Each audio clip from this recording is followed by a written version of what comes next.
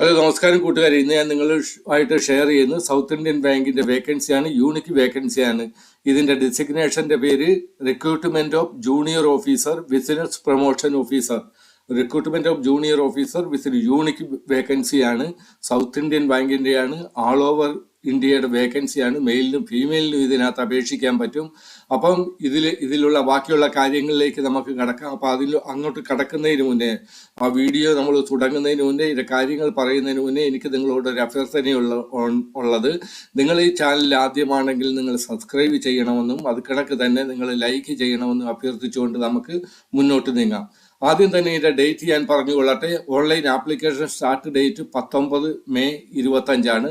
അത് കണക്ക് തന്നെ ഇതിന്റെ എൻഡിങ് ഡേറ്റ് 26 മെയ് 25ആണ്. അതായത് 26 മെയ്യിലാണ്. 19 മെയ്യിൽ തുടങ്ങി 26 മെയ്യിൽ ഇതിന്റെ അവസാനിക്കും. വെറും 6 ദിവസങ്ങളേ ഉള്ളൂ. അപ്പം സൗത്ത് ഇന്ത്യൻ ബാങ്ക് നിങ്ങൾക്ക് ഇത് കാണാൻ പറ്റും. ഇത് ഒഫീഷ്യൽ നോട്ടിഫിക്കേഷൻ ആണ് അവരുടെ വെബ്സൈറ്റിൽ. ഇവിടെ ലിങ്ക് ഞാൻ ഇതിന്റെ വീഡിയോയുടെ താഴെ തരാം.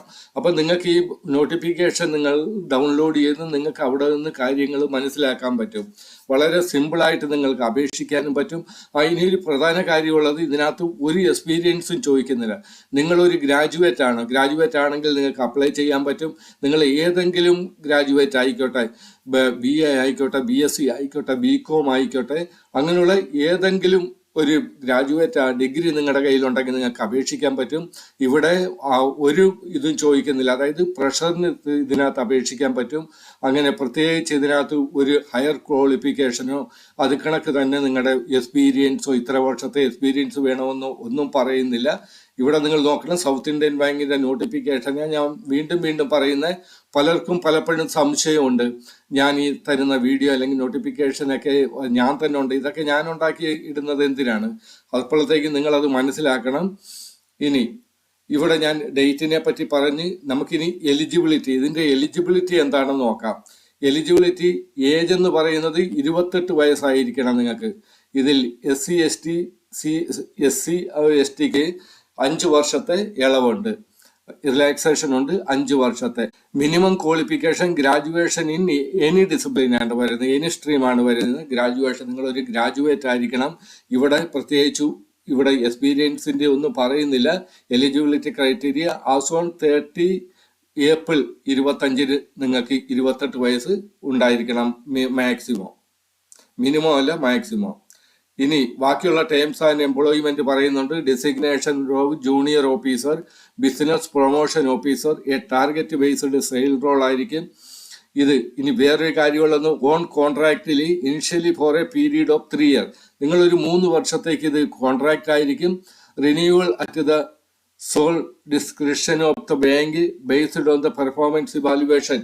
നിങ്ങളുടെ ആ പെർഫോമൻസ് അനുസരിച്ച് നിങ്ങളെ പെർമനന്റ് ആക്കും. 3 വർഷം കഴിയുമ്പോഴത്തേക്ക് നിങ്ങളുടെ പെർഫോമൻസ് അവർ ചെക്ക് ചെയ്യുമെന്നാണ് പറയുന്നത്. അപ്പം 3 വർഷം കഴിയുമ്പോൾ നിങ്ങളെ അവർ പെർമനന്റ് 3 വർഷത്തേക്ക് നിങ്ങൾ ഒരു കോൺട്രാക്ട് ബേസിക്കലായിരിക്കും.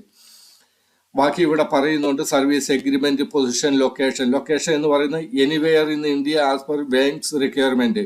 നിങ്ങൾ അപ്പോയിന്റ്മെന്റ് ആയാൽ നിങ്ങൾ ജോയിൻ ചെയ്ത ബാങ്കിന് ഇഷ്ടമുള്ളിടത്തേക്ക് നിങ്ങളെ പോസ്റ്റിംഗ് ചെയ്യാൻ അർഹതയുണ്ടെന്നാണ് പറയുന്നത്.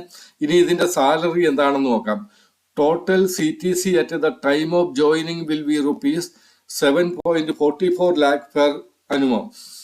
അതായത് 7,44,000 ഒരു വർഷത്തെ സാലറിയാണ് പറയുന്നത്. നമ്മളൊരു അപ്രോക്സിമേറ്റ് ഇത് കണക്ക് 7.44 lakh എന്ന് പറയുന്ന ഒരു വർഷത്തെ സാലറിയാണ്.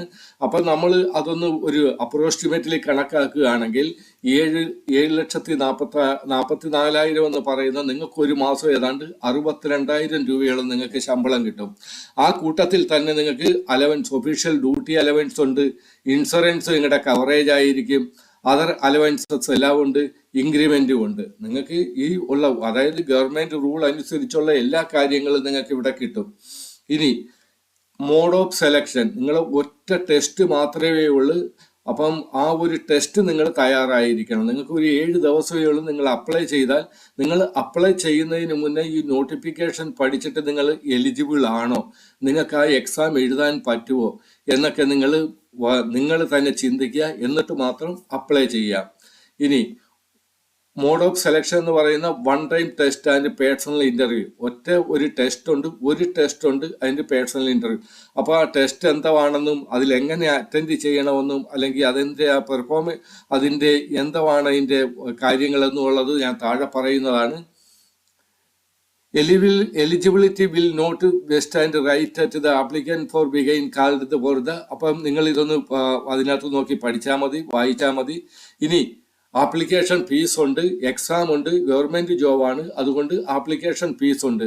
ജനറൽ കാറ്റഗറിക്ക് 500 രൂപയാണ്, SC/ST കാറ്റഗറിക്ക് 200 രൂപ. നിങ്ങളുടെ ആപ്ലിക്കേഷൻ ഫീസാണ് ഈ പറയുന്നത്. Applicant meeting the stipulated norms only need to apply for the post. Application fee remitted will not be refund in any case. അതായത് അവർ പറയുന്നത് നിങ്ങൾ അപ്ലൈ ചെയ്യുന്നതിന് മുന്നേ നിങ്ങൾ എലിജിബിൾ ആണോ എന്ന് ചിന്തിച്ച് നിങ്ങൾ അപ്ലൈ ചെയ്യുക. ഒരു വട്ടം നിങ്ങൾ ആപ്ലിക്കേഷൻ ഫീസ് അപ്ലൈ ഫീസ് നിങ്ങൾ അത് ചെയ്താൽ പിന്നെ അത് തിരിച്ചു കിട്ടത്തില്ല. ഇനി എങ്ങനെ ഹൗ ടു അപ്ലൈ എന്ന് പറയുന്നുണ്ട്. Application can apply online through bank website. ഈ ബാങ്ക് വെബ്സൈറ്റിലുണ്ട്, ഇവിടെ നിങ്ങൾ ക്ലിക്ക് ചെയ്താൽ മതി. ഫ്രം 19/5/25 മെയ് 19 ആയിട്ട് ഇത് തുടങ്ങുന്നത്. Ensure that applicant fulfil all the eligibility criteria.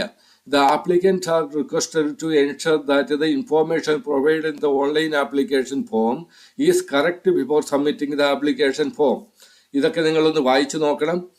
ഇനി guidelines for uploading photograph. നിങ്ങളുടെ ഫോട്ടോഗ്രാഫ് ഇവിടെ അപ്ലോഡ് ചെയ്യണം. പറയുന്നത് recent passport size colour photograph, നിങ്ങളുടെ പാസ്പോർട്ട് സൈസിലെ കളർ ഫോട്ടോഗ്രാഫ് ആയിരിക്കണം.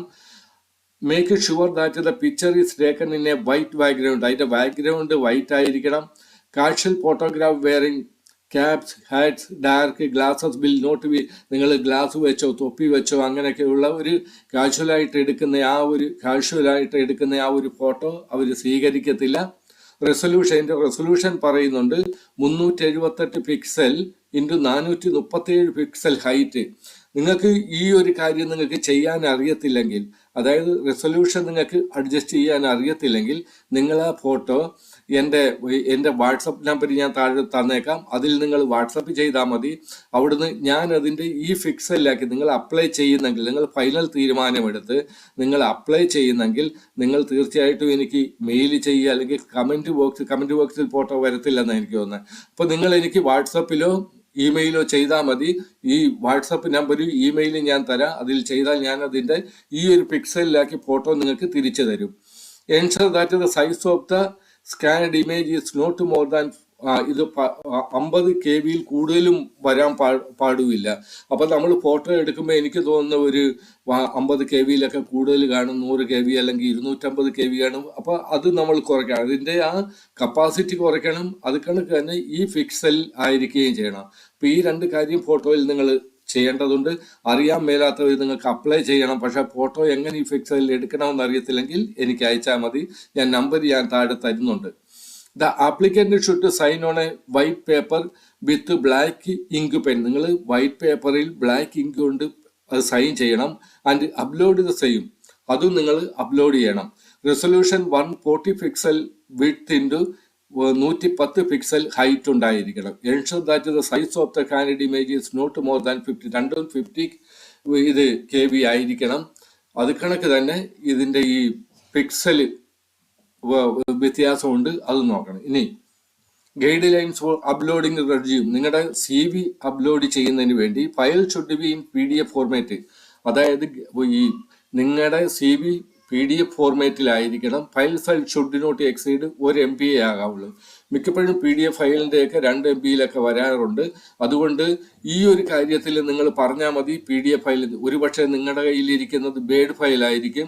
അത് നിങ്ങൾ PDF ഫയൽ ആക്കുവാൻ വേണ്ടിയിട്ട് നിങ്ങൾ ഗൂഗിൾ ക്രോമിൽ പോയിട്ട് കൺവേർട്ട് ബേഡ് ടു PDF എന്ന് പറഞ്ഞാൽ മതി. അപ്പം അവരുടെ ആ ഒരു വെബ്സൈറ്റ് വരും. ഞാനത് നിങ്ങളുടെ ഒരു ഇതിന് വേണ്ടിയിട്ട് ഞാൻ കാണിക്കാം. ഇതെൻ്റെ ഗൂഗിൾ ക്രോമാണ്. ഞാനിവിടെ എഴുതി CONVERT കൺവേർട്ട്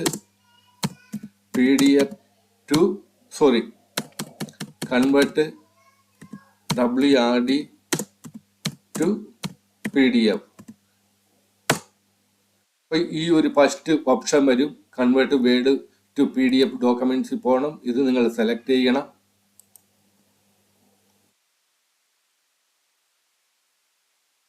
ഇവിടെ വരും. ഇവിടെ നിങ്ങൾ എവിടെ നിങ്ങളുടെ ഫയൽ ഇരിക്കുന്നെങ്കിൽ അത് സെലക്ട് ചെയ്യണം. എന്നിട്ട് സെലക്ട് ചെയ്ത് കഴിഞ്ഞിട്ട് കൺവേർട്ട് ചെയ്താൽ മതി. അപ്പോൾ അതിൻ്റെ ഒരു കാര്യം അത്രയേ ഉള്ളൂ. ഇനി file should be in PDF format. File size 1 MB കൂടെ പാടില്ല.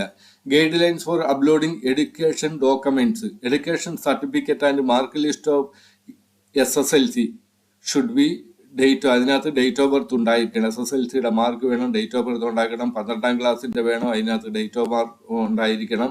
ഇതും PDF-ലായിരിക്കണം എന്നുള്ള കാര്യങ്ങളാണ് ഇവിടെ പറയുന്നത്. അധികം കാര്യങ്ങളൊന്നും ഇനി പറയുന്നില്ല. Applicants are advised to visit career page in your website. ഇതിലൂടെ കാരിയർ പേജിൽ പോവുക. For further future update please also note that the physical copy of the application need not be send to us. അതായത് physical copy, ഇതിൽ നിന്ന് കിട്ടുന്ന physical copy ഇവർക്ക് അയക്കേണ്ട കാര്യമില്ലെന്നാണ് പറയുന്നത്. ഇത് ജനറൽ കണ്ടീഷൻ ഇവിടെ പറയുന്നുണ്ട്. Before filling the online application form the applicant must ensure that he she fulfil all the eligibility criteria with respect to age. ഏജിന്റെ അനുസരിച്ച് നിങ്ങൾ എല്ലാ എലിജിബിലിറ്റി ക്രൈറ്റീരിയ നോക്കണം. അവർ ടോൾ ഫീ, ഇവരുടെ കസ്റ്റമർ നമ്പർ തന്നിട്ടുണ്ട്, അവരുടെ ഇമെയിലും തന്നിട്ടുണ്ട്. നിങ്ങൾക്ക് എന്തെങ്കിലും നിങ്ങൾക്ക് പ്രശ്നമോ അങ്ങനെ എന്തെങ്കിലും ഉണ്ടെങ്കിൽ, ഇനി ആരെങ്കിലും ഞാൻ അപ്പോയിന്റ് ചെയ്യാമെന്ന് പറഞ്ഞുകൊണ്ട് അല്ലെങ്കിൽ പൈസ തരണമെന്ന് പറഞ്ഞാൽ നിങ്ങൾക്ക് അവരുടെ ഡീറ്റെയിൽ വാങ്ങിച്ച് ഈ ഇമെയിൽ ID നിങ്ങൾക്ക് അവർക്ക് കംപ്ലൈൻറ്റ് ചെയ്യാൻ പറ്റും. അപ്പോൾ ഇത്രയൊക്കെയാണ് ഞാൻ എല്ലാ കാര്യങ്ങളും പറഞ്ഞ് എങ്ങനെ ഫോട്ടോ എങ്ങനെ ക്ലിയർ ചെയ്യണം, അല്ലെങ്കിൽ ബാക്കിയുള്ള കാര്യങ്ങളൊക്കെ എന്തൊക്കെയാണ്, നിങ്ങളുടെ പരീക്ഷ ഫീസ് എന്താണ്, അത് നിങ്ങൾ അപ്ലൈ ചെയ്യാൻ പോകുമ്പോൾ അവിടെ കാണിക്കും. അപ്പം വളരെ നല്ലൊരു വേക്കൻസിയാണ് ജൂനിയർ ഓഫീസർ സൗത്ത് ഇന്ത്യൻ ബാങ്കിൽ കിട്ടുക എന്ന് പറഞ്ഞാൽ വളരെ നല്ല കാര്യമാണ്. അപ്പം ഗ്രാജുവേറ്റ് മാത്രമേ ചോദിക്കുന്നുള്ളൂ, ഒരു എക്സ്പീരിയൻസും ചോദിക്കുന്നില്ല. അപ്പോൾ എക്സ്പീരിയൻസ് ഇല്ല, ഫ്രഷറായിട്ടുള്ള ഗ്രാജുവേറ്റ് ആയിട്ടുള്ളവർക്ക് തീർച്ചയായിട്ടും ഇതിനകത്ത് അപേക്ഷിക്കുക. അപ്പം 500 രൂപയുടെ ഒരു പരീക്ഷ ഫീസുണ്ട്. നിങ്ങൾ കറക്റ്റായിട്ട് നിങ്ങൾ ചിന്തിക്കുക, നിങ്ങൾ 500 രൂപ നിങ്ങൾ മുടക്കാൻ നിങ്ങൾ തയ്യാറാണെങ്കിൽ മാത്രം, തയ്യാറാന്ന് പറഞ്ഞാൽ നിങ്ങൾ നല്ല എലിജിബിലിറ്റി ഉണ്ട്. അതുകൊണ്ട് നിങ്ങൾ 28 വയസ്സിൽ കുറവാണ്, നിങ്ങൾ എലിജിബിൾ ആണെങ്കിൽ നിങ്ങൾ അപേക്ഷിക്കുക. Okay, best of luck all of U.